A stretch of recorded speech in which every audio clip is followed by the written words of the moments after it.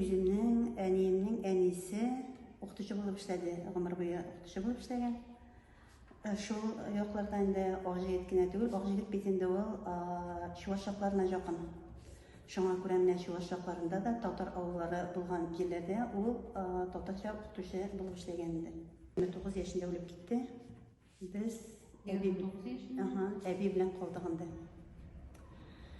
Мин Ерак әбиләргә, Ерак әби дип йөрим, әниемнең әнисен шунда барып йөрим. Ул мине күбесенчә укырга, язарга 3 яшеннән үк өйрәтте.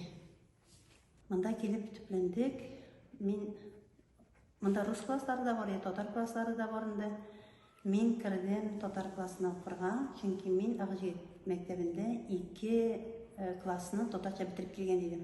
Мин мәктәптән башка тормышны күз алдыма китерә алмыйм. Тагын ниндидер профессиялар бар икәнен. Шуңа күрә мин кичкенәдән үк теге энекәшләремне тәрбияләп үскәнгә күрә, садикка аларны илтеп, алып кайтып йөргәнгә күрә. Сез беренче баламы? Мин беренче бала түгел, мин икенче бала. Әҗәл мәктәбенә мине сорады, Сирень Ишатович дигән мәктәп директоры вакытта кайтып бездә эшләмәссез микән дип. Мин вакытта яшь укытучы. Әҗәл мәктәбендә эшләгәннән соң әбинең хәлләре бик начар булгач, мин Норатка кайтырга сорадым. Хәзер саный башласаң, Зиннәдүский районында мин укыткан укытучы булып эшләүчеләрдә шактый. Теге 5нче гимназиядә укыта торган укытучылар, алар без укытып чыгарган укучылар инде. Күбесенчә без аларны целевой направление дип тәрбиялибез инде.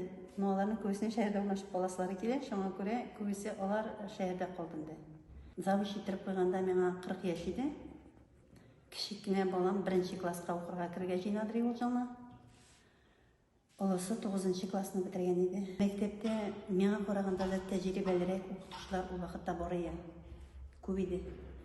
Шулар арасыннан барган мине куйгаштан, миңа ничектер ышаныч белдереп биргәннәренә мин бер яктан сөендем, миңа шуңа хәтле ышаналар икән дип, шундый зур эшне тапшыралар икән дип. Ул вакытта мәктәптә 600дән артык бала, 32 класс иде бездә.